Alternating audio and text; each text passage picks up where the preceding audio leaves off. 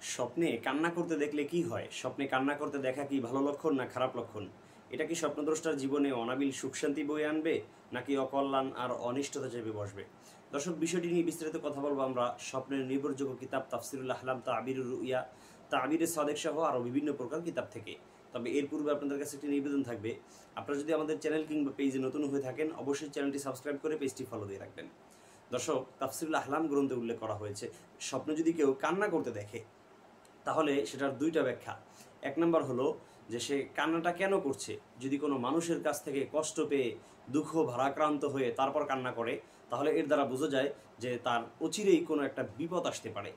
তবে যদি সে দেখে যে আল্লাহর ভীতি তার ভিতরে কাজ করে, তাকওয়া তার ভিতরে কাজ করার কারণে আখিরাতের কথা মনে পড়ে, জান্নাত কিংবা জাহান্নামের জন্য যদি সে কান্না করে, তাহলে সেটা খুবই ভালো লক্ষণ। এটা আল্লাহ তাআলার প্রিয় বান্দাদের অন্তর্ভুক্ত হবে এবং আল্লাহ তাআলা তাকে খুব কাছের করে নেবেন, সে আল্লাহ তাআলার প্রিয় বান্দাদের অন্তর্ভুক্ত হবে, এমন কিছু বোঝা যায়।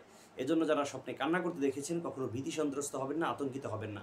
আগে স্বপ্নটা সম্পর্কে বুঝবেন, তারপরে সেটার ব্যাখ্যা নিয়ে তারপর আপনি বিশ্লেষণ করতে পারেন যে এটা কোন ধারায় যেতে পারে বা আমার ক্ষেত্রে এটা প্রযোজ্য কিনা।